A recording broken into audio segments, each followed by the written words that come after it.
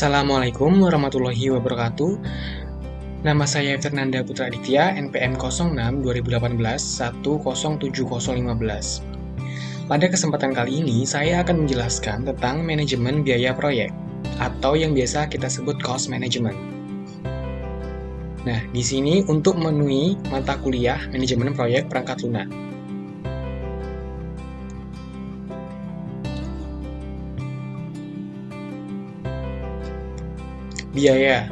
Biaya atau cost adalah semua sumber daya yang harus dikorbankan untuk mencapai tujuan spesifik. Biaya umumnya itu diukur dalam satuan keuangan seperti dolar, rupiah. Kemudian sumber daya biaya itu meliputi orang, peralatan, dan material. Nah, untuk biaya proyek sendiri adalah terbatas. Nah, apa sih manajemen biaya proyek itu? Jadi, manajemen biaya proyek adalah sebuah metode yang menggunakan teknologi untuk mengukur biaya dan produktivitas melalui siklus hidup penuh proyek tingkat perusahaan. Nah, manajemen biaya proyek ini mencakup proses-proses yang dibutuhkan untuk menjamin proyek bisa diselesaikan sesuai budget yang disetujui. Lingkup proses manajemen biaya proyek. Nah, di sini yang pertama, perencanaan sumber daya, yaitu apa dan berapa banyak sumber daya yang harus digunakan. Nah, yang kedua, estimasi biaya atau cost estimating. Nah, estimasi biaya dan sumber daya yang diperlukan. Yang ketiga, anggaran biaya atau cost budgeting, yaitu alokasi estimasi biaya ke masing-masing item pekerjaan. Yang keempat, pengendalian biaya atau pengawasan biaya atau cost controlling. Di sini pengendalian perubahan terhadap budget proyek. Nah, untuk lingkup proses manajemennya dapat digambarkan seperti ini alurnya. Yang pertama adalah mengestimasi biaya. Ya, yang kedua adalah menyusun anggaran biaya. Nah, yang ketiga adalah melakukan pengendalian biaya yang termasuk ke dalam kelompok proses pengawasan. Perencanaan sumber daya. Nah, untuk sifat proyek dan organisasi akan mempengaruhi perencanaan sumber daya. Beberapa pertanyaan untuk dipertimbangkan dalam perencanaan sumber daya proyek adalah yang pertama, akan sesulit apa untuk melakukan pekerjaan tertentu dalam proyek tersebut? Adakah sesuatu yang unik dari pernyataan ruang lingkup proyek yang akan mempengaruhi sumber daya? Yang ketiga, bagaimana riwayat organisasi dalam melakukan pekerjaan yang sama? Yang keempat, apakah organisasi mempunyai atau dapatkah mereka mendapatkan orang, peralatan, dan material yang mampu dan tersedia untuk melaksanakan pekerjaan? Estimasi biaya atau cost estimating. Membuat sebuah estimasi dari biaya dan sumber daya yang dibutuhkan untuk menyelesaikan sebuah proyek, yaitu terdapat tools dan tekniknya, atau alat dan tekniknya. Nah, yang pertama adalah analog estimate atau top-down estimates. Nah, estimasi berdasarkan biaya aktual dari proyek sebelumnya yang dianggap mirip dengan proyek yang akan dikerjakan.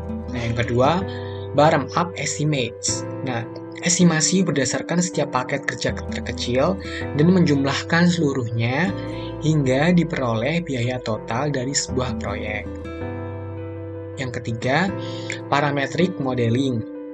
Di sini, estimasi biaya proyek dilakukan dengan memanfaatkan karakteristik proyek sebagai parameter dalam model matematika.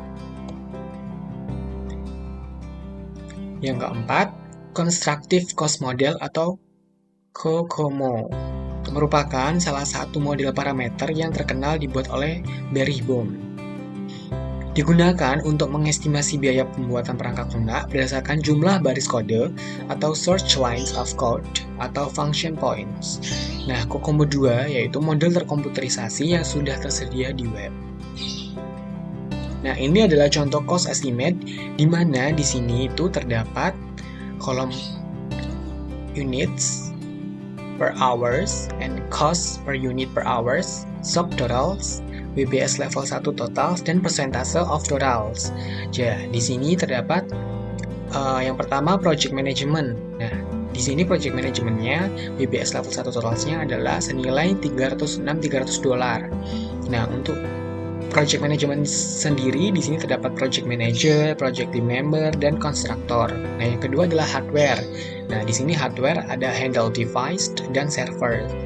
Yang ketiga adalah software. Nah, di sini software terdapat license software dan software development.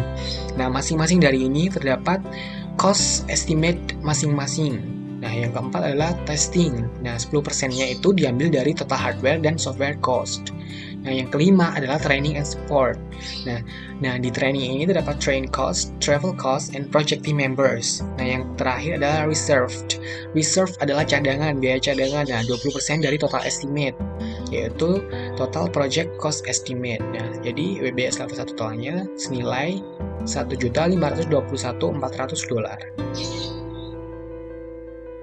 Nah, anggaran biaya atau cost budgeting. Nah, di sini anggaran biaya adalah menyatukan semua estimasi biaya masing-masing kegiatan atau paket pekerjaan untuk disusun sebagai patokan biaya. Mengalokasikan semua estimasi biaya tersebut pada tiap paket kerja untuk membuat sebuah baseline agar dapat diukur kinerjanya. Nah, cost baseline itu merupakan budget pada tiap fase aktivitas yang digunakan oleh manajer untuk mengukur dan memantau kinerja biaya proyek. Input utama cost budgeting adalah WBS. Nah, menyusun anggaran biaya proyek. Yang pertama adalah pernyataan cakupan proyek. Yang kedua adalah WBS dan penjelasannya. Yang ketiga adalah estimasi biaya kegiatan dan rincian pendukungnya. Yang keempat, jadwal proyek digunakan untuk melakukan agregasi biaya pada setiap periode. Yang kelima, kalender sumber daya.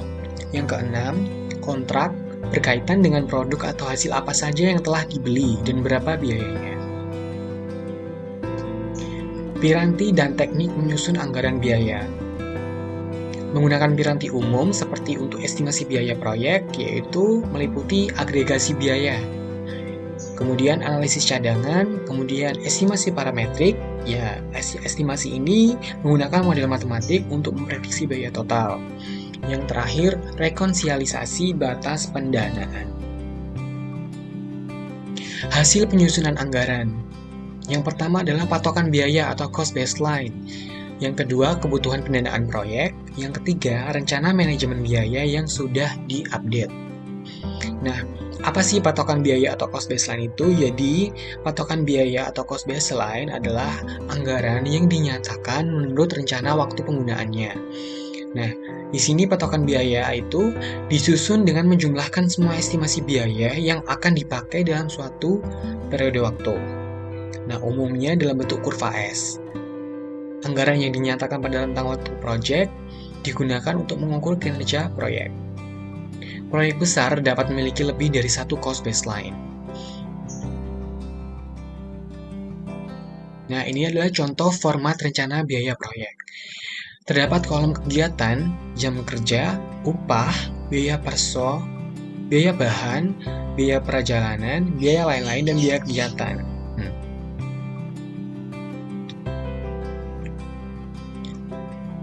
Keluaran proses menyusun anggaran.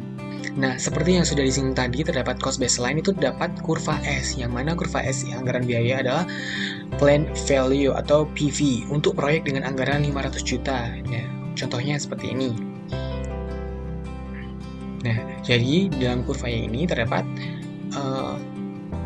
rupiahnya atau adalah anggarannya. Nah, kemudian yang sumbu X adalah untuk bulannya, jadi bulan Juli sampai bulan November. Nah, di sini terdapat peningkatan dari setiap bulannya, yang mana di Juli ini adalah 16% dari keluarannya.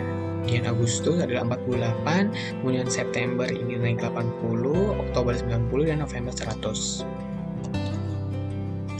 Keluaran proses menyusun anggaran biaya.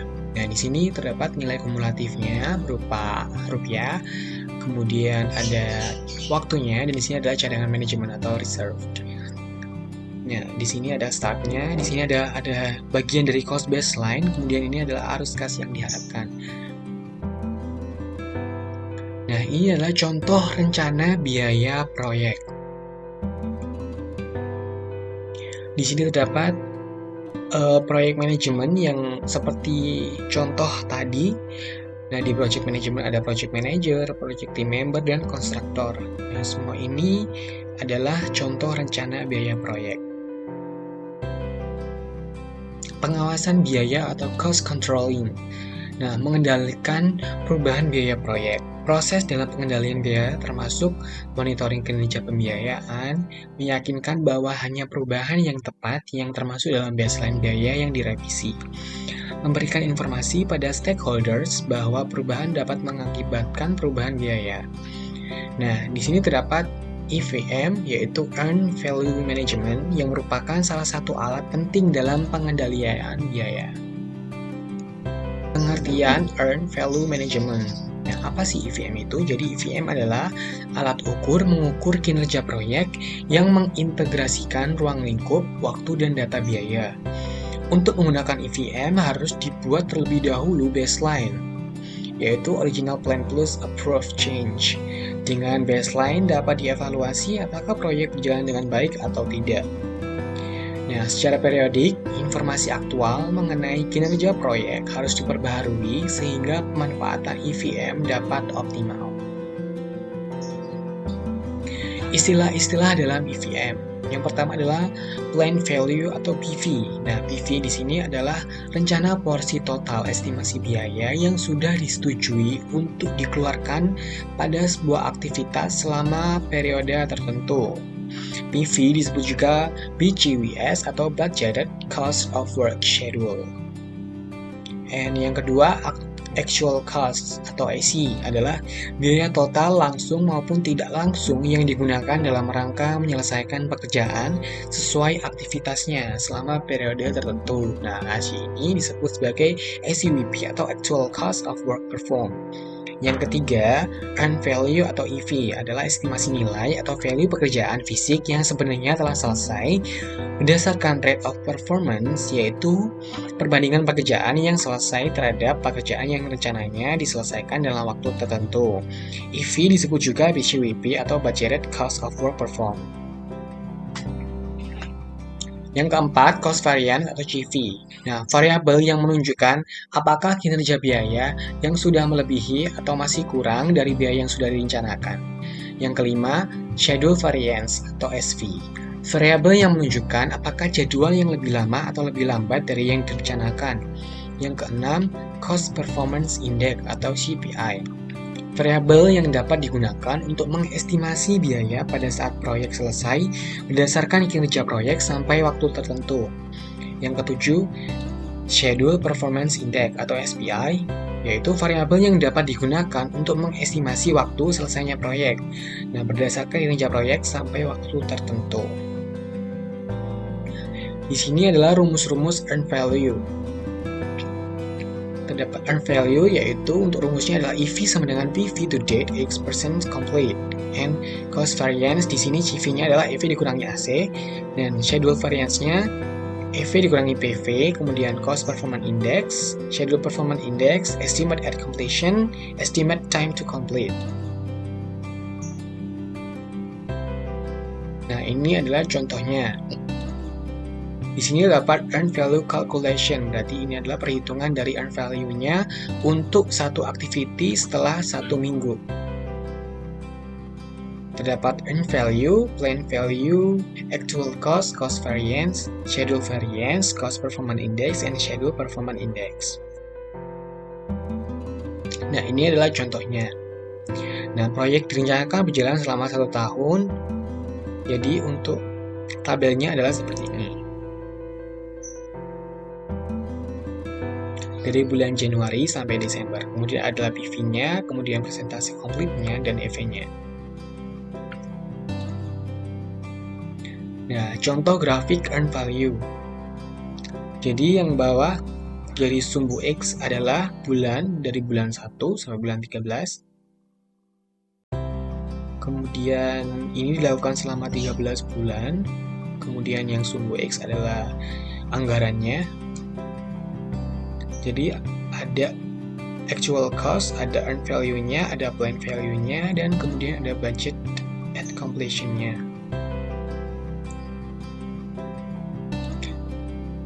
Makna angka dalam EVM.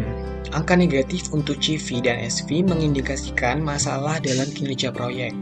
Biaya proyek berarti sudah melebihi dari yang direncanakan atau waktu yang digunakan sudah lebih panjang daripada yang direncanakan. CPI atau SPI kurang dari 100% juga menunjukkan adanya masalah dalam kinerja proyek. CPI terdapat dua, yaitu CPI kurang dari 1 atau EV kurang dari AC, berarti proyek itu melebihi anggaran. Nah, ketika CPI lebih dari 1 atau EV-nya lebih dari AC, maka proyeknya hemat. Nah, untuk SPI, SPI-nya di sini kurang dari 1 atau EV kurang dari PV, maka proyeknya terlambat. Nah, untuk SPI lebih dari 1 atau EV-nya lebih dari PV, berarti proyek lebih cepat dari yang direncanakan. Istilah yang harus dipahami dalam manajemen biaya proyek yang pertama adalah NPV. Nah, NPV di sini adalah Net Present Value, yaitu nilai arus kas yang digunakan atau yang masuk dengan nilai arus kas keluar pada sebuah periode waktu tertentu. Nah, NPV ini digunakan saat menghitung modal untuk menganalisis potensi keuntungan sebuah proyek atau investasi yang akan dilaksanakan. Nah, untuk sederhananya, NPV ini adalah perkiraan laba yang akan didapatkan dari usaha atau proyek atau penanaman modal. Dengan kata lain, NPV adalah alat atau cara untuk mengukur peluang investasi. Nah, yang kedua adalah ROI atau ROI. Nah, salah satu keharusan bagi setiap pebisnis adalah memahami ROI atau Return on Investment atau tingkat pengembalian investasi secara keseluruhan dalam bisnis yang mereka jalankan.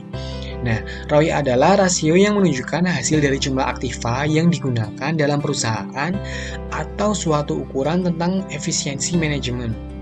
Nah, rasio ini menunjukkan hasil dari seluruh aktiva yang dikendalikan dengan mengabaikan sumber pendanaan.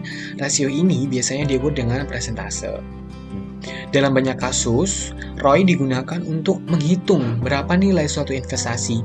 Misalnya, investor ingin mengetahui potensi ROI dari suatu investasi sebelum memberikan dana apapun ke perusahaan ya. Nah, menghitung potensi atau ROI ini, keuangan aktual perusahaan itu biasanya melibatkan pembagian pendapatan atau laba tahunan perusahaan dengan jumlah investasi awal atau saat ini. Nah, ROI juga digunakan untuk menggambarkan biaya peluang atau pengembalian yang diberikan investor untuk berinvestasi di perusahaan. Nah, yang ketiga adalah payback analysis.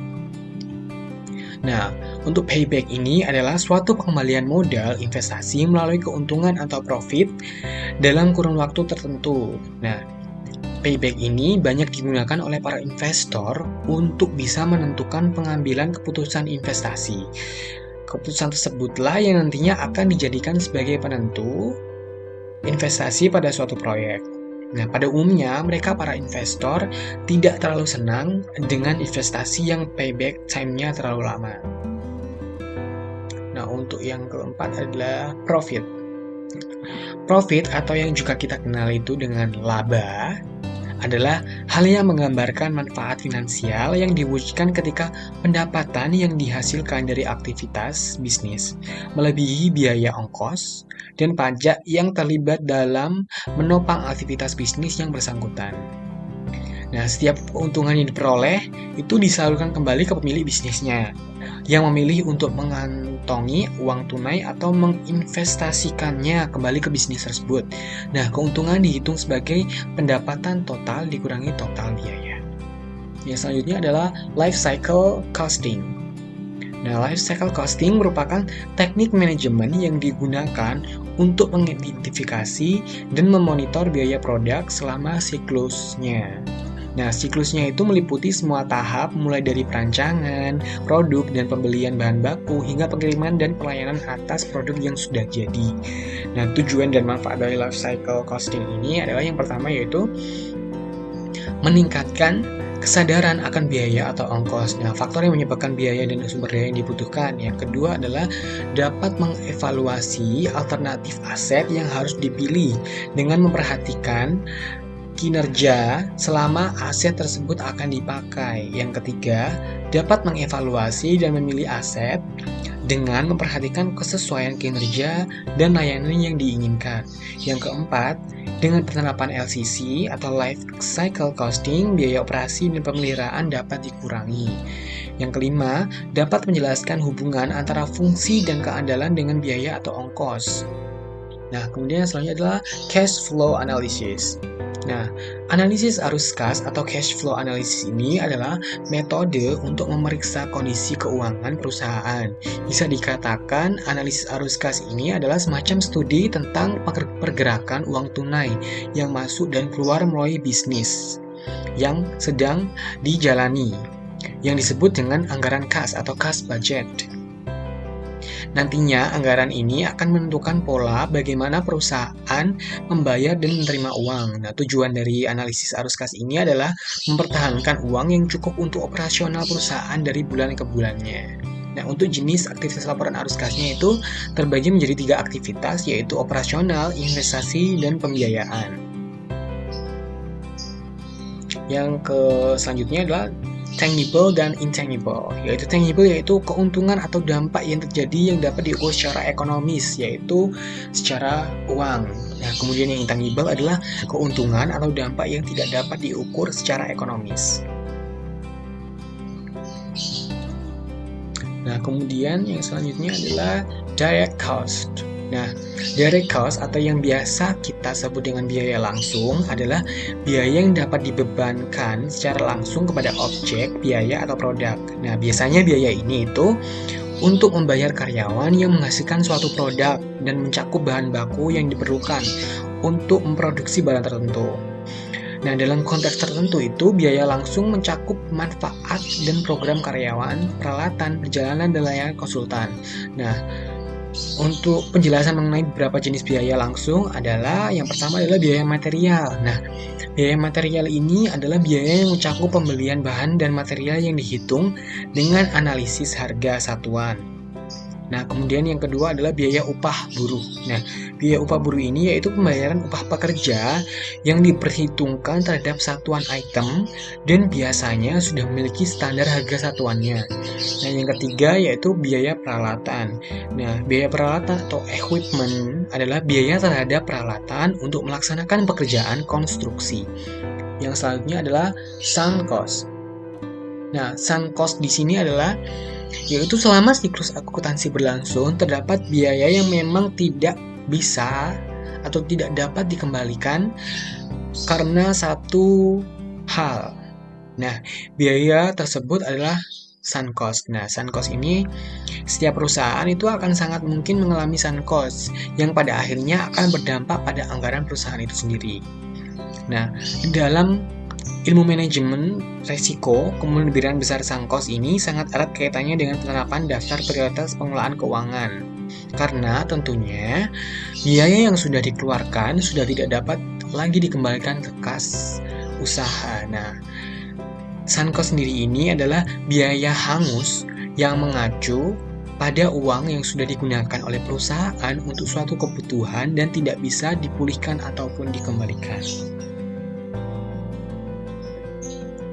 Yang selanjutnya adalah learning curve. Nah, learning curve atau biasa yang kita sebut dengan kurva pembelajaran atau kurva pengalaman adalah sebuah kurva garis yang menunjukkan hubungan antara waktu yang diperlukan untuk produksi dan jumlah kumulatif untuk yang diproduksi.